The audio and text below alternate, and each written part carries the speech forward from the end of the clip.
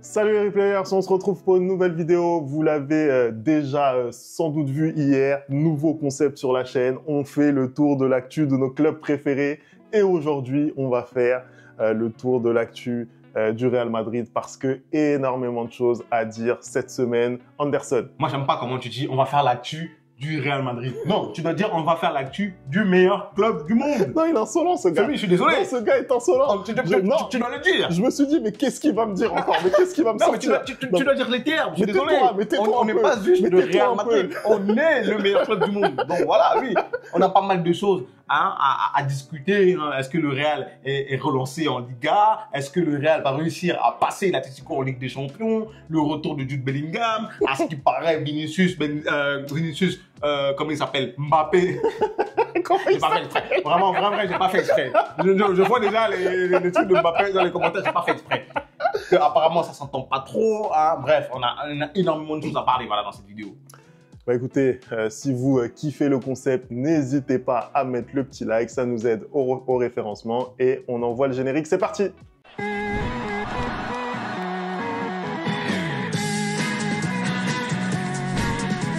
Allez, on commence tout de suite cette vidéo. Actu chargée pour le Real, qui lui aussi fait face à une semaine charnière, semaine très importante pour la saison du Real Madrid, avec notamment ce qui va arriver cette semaine en Ligue des Champions et ce qui est arrivé notamment ce week-end avec cette victoire en Liga face au Rayo Vallecano, 2-1 au Bernabéu. Vinicius et Mbappé ont été buteurs. Et je te pose la question, Anderson, est-ce que le Real est relancé? Bah écoute, une semaine, comme tu l'as dit, Femi, qui va être charnière pour le Real Madrid. Je pense que le Real va pratiquement jouer sa saison là sur la prochaine semaine. Drôle de manière de fêter son anniversaire. On rappelle que voilà, le Real a fêté ses 123 ans le 6 mars. Vieux père. Voilà. On a eu des messages de la part de Karim Benzema, on a eu des messages de la part de Cristiano Ronaldo. Ça fait plaisir de voir les légendes autant attachées à leur club. Je pense que c'est pas le cas pour tous les clubs. Je peux pas dire qui. Je parle mal. Non mais voilà. Non mais crois pas, il y a une caméra, je peux pas. en tout cas, oui, le Real Madrid qui s'est imposé ce week-end 2-1 contre le Rayo Vallecano. But de Mbappé et but de Vinicius. La prestation dans son ensemble. Elle m'a été, je peux reprendre une expression d'un ami à moi que j'aime beaucoup, elle était mi-finie vraiment. Je pense qu'il a mis le mien. En première mi-temps, j'étais assez satisfait de ce que le Real a livré. Je l'avais dit que j'espérais un match vraiment avec énormément d'entrain et pouvoir boucler le match et pouvoir se préparer très vite pour la rencontre contre l'Atlético Madrid. Première mi-temps, les joueurs du Real ont fait ce qu'il fallait. Deuxième mi-temps, c'était un peu moins le cas. On a eu pas mal de turnover. On a notamment reposé Courtois, on a notamment reposé Rudiger, Mendy aussi qui s'est reposé, Valverde aussi qui s'est reposé. Voilà, Modric était au milieu de terrain avec Tchouaméni, les deux ont été très bons. On a eu le retour aussi du Bellingham, on va en parler plus tard. Et devant, c'était Benzema et Vinicius. Non, mais qu'est-ce que j'ai Karim, tu me manques. Karim, tu peux revenir ou pas, s'il te plaît? Devant, c'était Vinicius et Mbappé, pardon. Vous l'aurez compris que voilà, j'ai du mal. Et voilà, en première mi-temps, ça s'est très bien passé. On a un Real Madrid qui a pris le contrôle des choses et qui très rapidement a réussi à mener 2-0 avec un exceptionnel but de Vinicius Junior, ce deuxième but là, vraiment, c'est pour ça que moi j'aime le foot, c'est pour ça que j'allume ma télé, c'est pour ça que je m'assois devant mon canapé, parce que Vinicius il est encore un des seuls ailiers, je pense un des seuls Brésiliens même à pouvoir nous offrir ce genre de prestations. Voilà, j'ai été satisfait de cette première mi-temps et la deuxième mi-temps par contre un peu moins satisfait, ça m'a même limite fait peur pour ce qui arrive au milieu de semaine là, ce mercredi. Mais j'ai l'impression qu'avec cette victoire, le Real a égalisé le nombre de points du Barça, 57 points les deux, et a profité du faux pas de l'Atlético Madrid contre Getafe ce week-end et est repassé devant l'Atlético Madrid. Est-ce que le championnat est relancé? Je le pense parce qu'en plus, le match en retard du Barça, c'est contre Osasuna. C'est pas chose facile. Et surtout que le week-end prochain, on a un Barça Atlético. Donc là, si l'Atlético venait par exemple à s'imposer et que le Real, dans ce côté, gagne, le championnat est totalement relancé. Ou si le Barça gagne, En tout cas, voilà, pour moi, je pense que cette victoire du Real arrive au bon moment et permet un peu de rabattre les cartes en championnat. Oui, clairement. Le Barça, qui, on le rappelle, n'a pas pu jouer son match ce week-end. Et c'est vrai que là, la pression maintenant va être côté Barça. Le Real a fait sa part du boulot. Ils reviennent effectivement à égalité de points avec une rencontre en plus. Maintenant, ça va être au Barça de faire ce qu'il faut, de gagner les matchs. On s'aperçoit que c'est pas facile, hein. Même pour le Barça, de gagner les matchs, c'est très compliqué. Ils mettent du temps souvent à faire la décision, alors que on les voit aussi parmi une des meilleures équipes européennes de la saison. Donc on voit que ce championnat, il est vraiment indécis. Même une équipe comme l'Atlético Madrid, là justement, qui perd contre Retafe alors qu'il menait au score. Donc il y a voilà, on sent que c'est vraiment indécis cette course au titre. Moi, personnellement, je suis très hypé par ce qui va se passer parce que là, on est à 11 journées de la fin et bien malin celui qui va être capable de donner le nom du vainqueur de cette Liga. Moi, je pense que ça va être l'Atlético Madrid. Voilà. Moi, je pense que l'Atlético va tirer son épingle du jeu et ils vont réussir à aller gagner cette Liga. Là, franchement, là, comme ça, là, moi, je te dirais Real. Comme ça, je te dirais Real, mais ça reste à vérifier. À voir. Je pense que tout dépend aussi de la suite de la Ligue des Champions. Oui, typiquement, si le Real va plus loin en Ligue des Champions, bah, ça va être compliqué de se concentrer à la fois sur la Ligue des Champions et sur le championnat. Par contre, si c'est l'Atlético qui va plus loin en Ligue des Champions, bah, le Real ça veut dire que le Real est resté et donc du coup, le Real pourra uniquement se concentrer sur le championnat. Voilà. On verra ça, on verra ce que ça va donner pour cette course au titre en Liga, pardon. La Ligue des Champions, Anderson Justement. Qui arrive, la Ligue des Champions, encore une fois, les deux frères ennemis de Madrid qui se retrouvent, hein, l'Atlético qui va recevoir le Real Madrid dans un match qui, là aussi, est très, très indécis, notamment en raison de ce qu'on a vu lors du match aller, Anderson. Bah, écoute, le match aller, pour le coup, il était très, très indécis. Je pense que c'est le match des dernières rencontres, en tout cas, où le Real a le moins dominé. Et pourtant, le Real a réussi à s'imposer, contrairement aux autres rencontres qui étaient à chaque fois terminées sur un match nul. Le Real ramène un résultat du Bernabéu 2-1. Qui est très bien, hein. Je pense qu'il aurait pu être meilleur avec notamment cette dernière occasion où je pense que s'il y avait 3-1 là pour le coup, tu abordais ce match de manière beaucoup plus sereine, pardon, parce que là tu as rendez-vous au Metropolitano, je crois que ça s'appelle le Civitas Metropolitano, maintenant c'est plus le Wanda Metropolitano. Ça va être très compliqué. Tu vas jouer face à un public hostile, hein, notamment qui va pas hésiter à insulter, provoquer Vinicius. Hein. On les connaît. Et l'ambiance va être très très chaude. Je pense que ça va être très très difficile pour le Real Madrid de résister aux assauts de l'Atlético. Hein, surtout quand on voit la défense catastrophique du Real depuis le début de la saison. C'est une défense, je crois, qui a pris plus de 50 buts. Hein. Ça va être très très très difficile de garder ce but d'avance. Quand je vois la prestation qu'a livré le Real ce week-end, hein, je suis inquiet. Pourquoi? Parce que je me dis que s'ils jouent comme ils ont joué en deuxième mi-temps, ça va être très très facile pour l'Atlético de sortir le Real. Par contre, s'ils jouent comme ils ont joué en première mi-temps, en effet, on peut passer. Hein, on peut passer parce que tu as quand même ce but d'avance-là qui peut te sauver.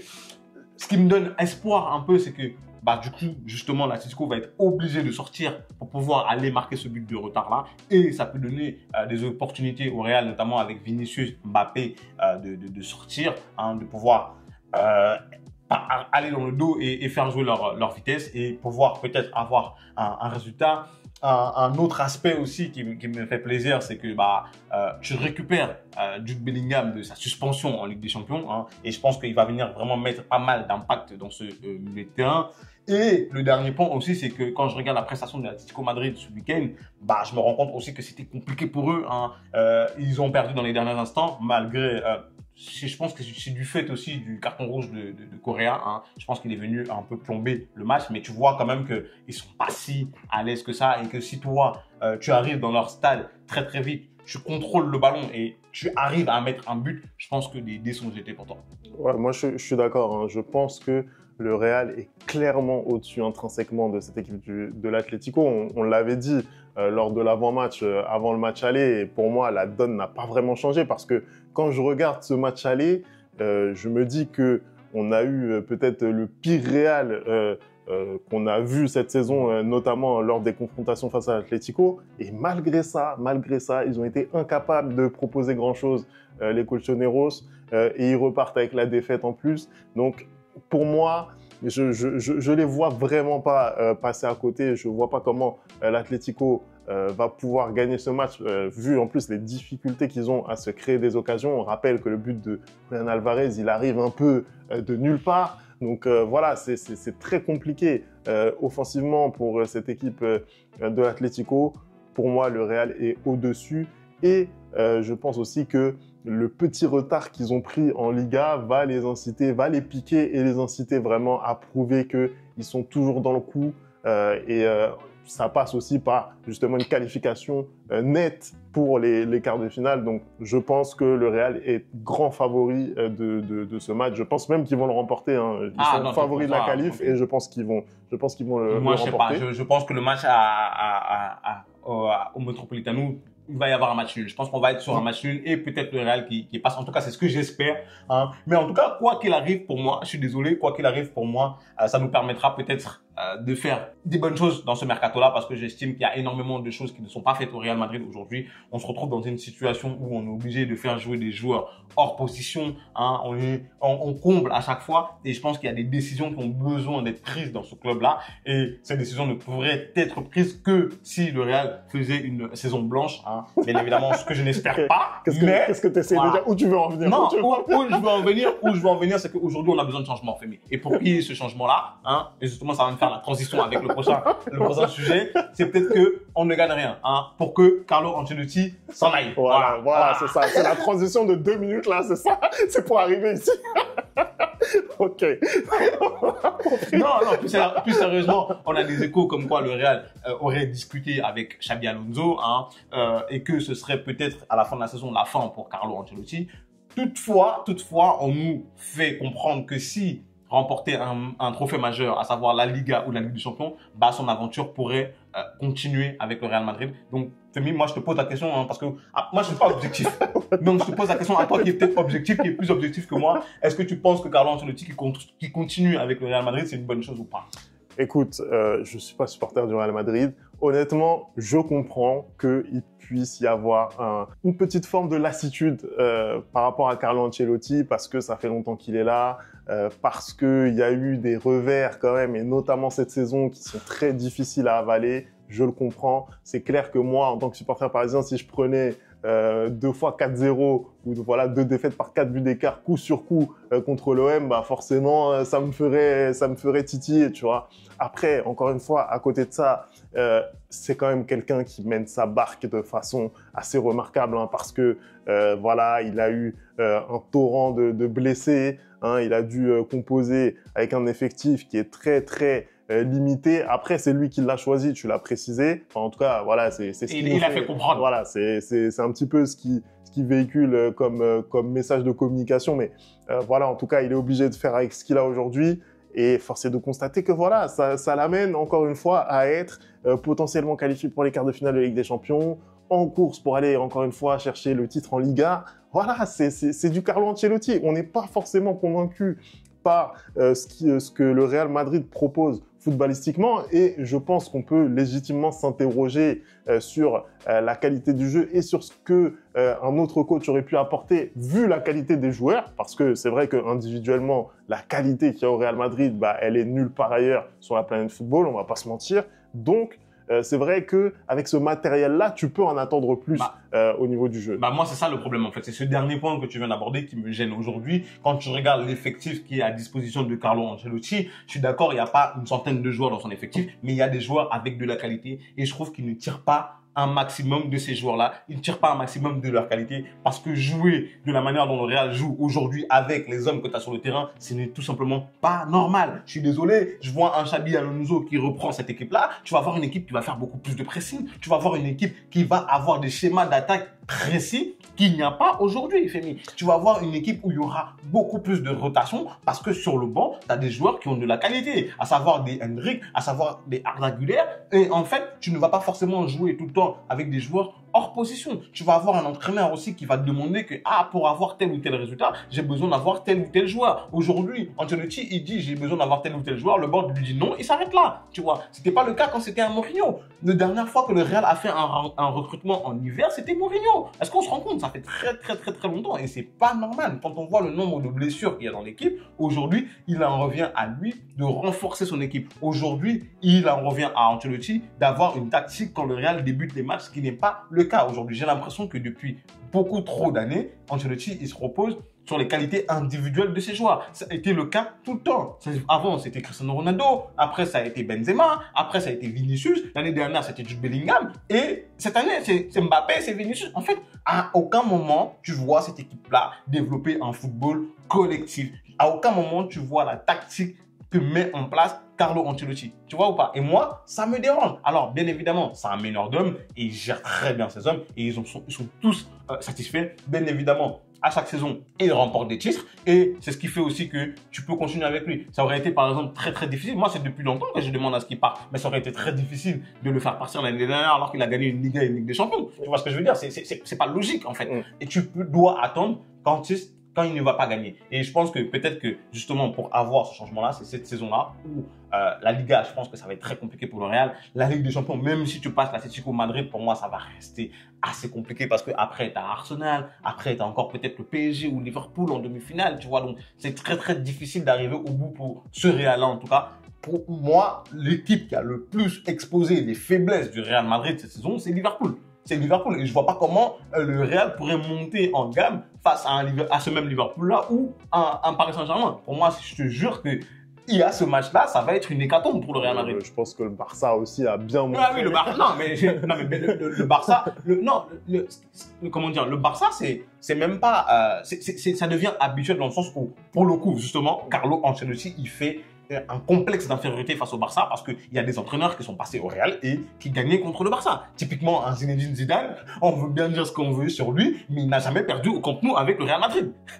Est-ce que tu te rends compte de ce que c'est? C'est un truc de malade, il en a fait des classicos. Alors que Ancelotti, il se prend un 4-0, il se prend un 5-2, il se prend un 4-0, ça ne le dérange pas en fait. Moi, ça me dérange. Ça me dérange, c'est-à-dire que quand mes joueurs rentrent sur le terrain, je ne vois pas ce qu'il essaie de faire avec cette équipe-là. Je ne sais pas. Je ne sais pas. Après, peut-être que c'est moi qui me trompe, hein, parce que souvent, il y a des matchs quand même où je vois que les schémas d'attaque sont différents. Souvent, on essaie de combiner, souvent, on essaie de passer dans les côtés, souvent, on fait des ballons longs. Après, peut-être que c'est tout ce qu'il leur dit et que c'est juste nous, en regardant, qui avons du mal à comprendre la tactique. En tout cas, ça marche. Il gagne. Il gagne.